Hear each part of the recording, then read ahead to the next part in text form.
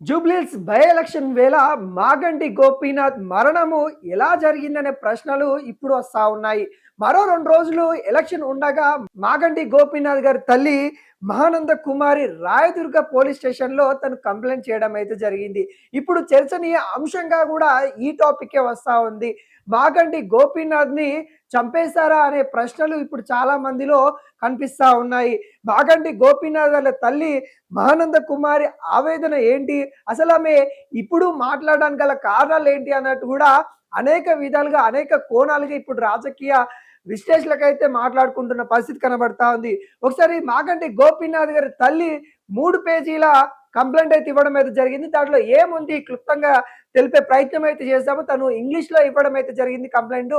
దాన్ని మనం తెలుగులో అంటే ఏ విధంగా ఇచ్చింది, ఆ ఇంగ్లీష్‌లోకి ఆమె ఇచ్చిన దానికి అర్థాలేంటి అనేది తెలిపే ప్రయత్నం అయితే చేద్దాము.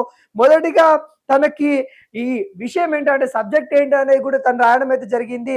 తన కుమారుడైన మాగంటి గోపీనాథ్ మరణం చుట్టూ ఉన్న పరిస్థితులు మరియు అతన్ని బాధ్యతగా వ్యవహరించాలి. ఆ సమయంలో బాధ్యతగా ఉండాల్సిన వాళ్ళు ఎవరైతే ఉన్నారో వాళ్ళు నిర్లక్ష్యంగా ఉన్నారు.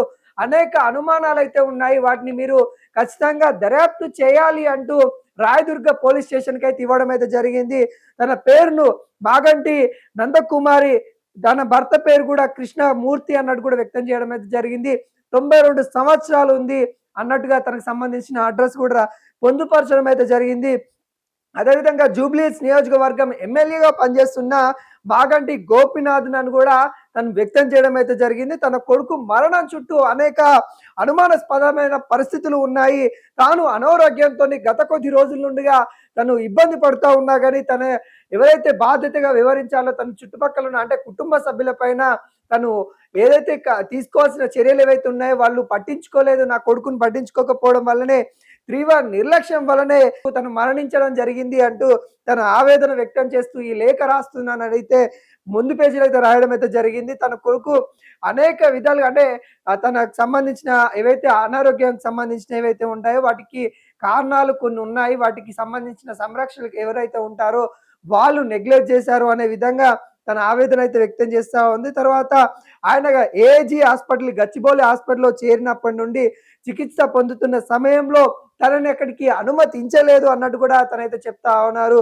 తను ఏదైతే మాగంటి గోపీనాథ్ జూన్ 8వ తారీఖు అధికార ప్రకటన అంటే అధికారంగా ప్రకటించడం అయితే జరిగింది. తను మరణించడం అనేది ప్రకటించారు. కానీ ఏఐజీ ఆసుపత్రిలో 5వ తారీఖే చేరడం అయితే జరిగింది. ఆ చేరిన సమయంలో కూడా తాను ఏఐజీ ఆసుపత్రికి వెళ్తానన్నా కూడా అక్కడికి ఎవరు నన్ను అనుమతించలేదు. అక్కడ కేటీఆర్ వచ్చినప్పుడు కూడా నేను అడిగాను, నన్ను చూడనీయట్లేదు బాబు అన్నా కూడా వారెవరు కూడా పట్టించుకోకుండా సీరియస్‌గా వెళ్ళిపోయారు అనే విధంగా తను మాట్లాడుతున్న పరిస్థితి కనబడతా ఉంది. అదే విధంగా తన లేఖలో కూడా పొందుపరచడం అయితే జరిగింది. 6వ తారీఖు జూన్ 2025 తేదీకి సెక్యూరిటీకి లిఖితపూరితంగా ఆదేశాలు వచ్చాయంటూ తను అంటే ఎవరైతే అనుమతించొద్దు అన్నట్టుగా ఈమెను అనుమతించొద్దు అనే విధంగా ఎవరైతే దిశార అంటే మాగంటి గోపీనాథ్ వాళ్ళ కూతురు ఎవరైతే ఉన్నారో వాళ్ళు చెప్పారంట. అక్కడ సెక్యూరిటీ వాళ్ళకి చెప్పారు అన్నట్టుగా ఈమె చెప్తా ఉంది. ఈమెను అనుమతించకూడదు అంటూ జూన్ 6వ తారీఖు సెక్యూరిటీ వాళ్ళకి లిఖితపూరితంగా రాసిచ్చింది అన్నట్టుగా తనైతే రాయడం అయితే జరిగింది. అధికార ప్రకటన వచ్చిన తర్వాత కూడా తనని చూడడానికి నిరాకరించారు అన్నట్టు కూడా అంటే తను మరణించాడు, మాగంటి గోపీనాథ్ మరణించాడని తెలిసినప్పటికి కూడా తను లోపలికెళ్ళి చూడనివ్వలేదు అనే ఆవేదన వ్యక్తం చేస్తూ అయితే తనైతే చెప్పడం అయితే జరిగింది. కొన్ని నెలలుగా వైద్య పరీక్షలు ఫలితంగా తను ఏవైతే ఉన్నాయో అవన్నిటికి కూడా సమస్యలైతే ఉన్నాయి. తన అనారోగ్యంతో ఉన్నప్పటికి కూడా తనని మీట్ అవుతానన్నా కూడా వాళ్ళ కుటుంబ సభ్యులు ఎవరు కూడా కలవనీయలేదనే విధంగా తనైతే చెప్పుకొచ్చడం అయితే జరిగింది. అదే విధంగా సకాలంలో వైద్య పరీక్షలు కూడా జరగలేదు. జోక్యం అంటే వైద్యుల నిర్లక్ష్యం ఉందన్నట్టు కూడా తను వ్యక్తం జరగడం అయితే జరిగింది. అతని మూత్రపిండాల వైఫల్యము, వాటికి సంబంధించిన ఏవైతే ఉన్నాయో వాటిని క్షీణిస్తున్నా గాని వాటిని గుర్తించలేదు వైద్యులు. తన మూత్రపిండాలు ఏవైతే ఉన్నాయో వాటిని ఖచ్చితంగా వాళ్ళు వైద్యుల నిర్లక్ష్యం వల్లే అన్నట్టు కూడా తను చెప్తున్న పరిస్థితి అయితే కనబడతా ఉంది.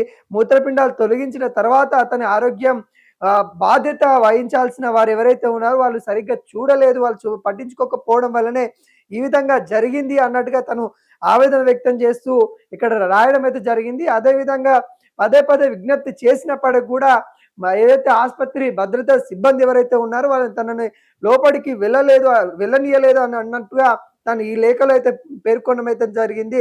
తక్షణమే కుటుంబ హక్కుగా ఎప్పటికప్పుడు కలవాలని నన్ను నిరోధించినట్టు కూడా తెలుస్తా ఉంది. తను వెళ్దామన్నా కూడా వెళ్ళనీయకుండా అడ్డుకున్నారు అన్నట్టుగా చెప్తున్న పరిస్థితి అయితే కనబడతా ఉంది. అదేవిధంగా అదే సమయంలో కేటీఆర్ స్వేచ్ఛగా వెళ్లి నా కొడుకుని కలిసాడు.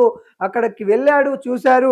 కానీ నన్ను పంపించలేదు. నా కొడుకును పరిస్థితి ఎలా ఉందో తెలుసుకునే ప్రయత్నాలు నేను ఎన్ని విధాలుగా చేసినప్పటికి కూడా తనని పంపించలేదు. కేటీఆర్ వెళ్లారు అనే విధంగా తనైతే చెప్తున్న పరిస్థితి కనబడతా ఉంది. అదేవిధంగా భద్రతా సిబ్బందికి సంబంధించిన వాళ్ళకు గూడా నిర్లక్ష్యం వహించారని గూడా తన దృష్టిలో ఉందన్నట్టు కూడా చెప్తా ఉన్నారు. ఎవరైతే మాగంటి గోపీనాథ్‌కి సంబంధించిన గన్‌మెన్‌లు ఎవరైతే ఉన్నారో వాళ్ళు గూడా కొద్దిగా నిర్లక్ష్యం ఉన్నారు. సిపిఆర్ చేసడంలో వాళ్ళకి మెరుగైన శిక్షణ లేదు అన్నట్టుగా తనైతే చెప్పడం అయితే జరిగింది. ప్రధానంగా తన దగ్గర ఏవైతే దృష్టిలో ఉన్న ఏవైతే అంశాలున్నాయో వాటిని గూడా కొన్ని పొందుపరచడం అయితే జరిగింది. తన కొడుకు మరణానికి దారితీసిన సంఘటనలపై సమగ్ర వివరణ ప్రారంభించండి అన్నట్టుగా తనని సంరక్షణ, పర్యవేక్షణ మరియు నిర్ణయమైన తీసుకోవాల్సిన వ్యక్తిగత బాధ్యతలు వహించలేదు. వాళ్ళ పాత్ర ఏమేమి ఉన్నాయో వాటిపైన చర్యలు తీసుకోవాలి అన్నట్టుగా తను వ్యక్తపరచడం అయితే జరిగింది. అదేవిధంగా రెండో అంశంగా తను ఆసుపత్రి సందర్శించినప్పుడు ఉద్దేశపూర్వకంగానే అడ్డుకున్నారన్నట్టుగా రెండో పాయింట్ అయితే రాయడం అయితే జరిగింది. మూడో అంశంగా డయాలసిస్ ప్రారంభించడంలో జాప్యమే జరిగింది. మూత్రపిండాలు తొలగించిన తర్వాత కూడా తీసుకోవాల్సిన నిర్ణయాలు ఏవైతే ఉంటాయో వాటి తీసుకోవడంలో కొంత ఆలస్యమైంది. చికిత్స చేయడంలో వైద్యులు విఫలమయ్యారు అన్నట్టుగా మూడో పాయింట్ అయితే చెప్పడం అయితే జరిగింది. నాలుగో పాయింట్ తన గన్‌మెన్‌కి సంబంధించిన అంశాలు కూడా రాయడం అయితే జరిగింది. గన్‌మెన్‌లు వాళ్ళు నిర్లక్ష్యం వహించారు అన్నట్టు కూడా రాయడం అయితే జరిగింది.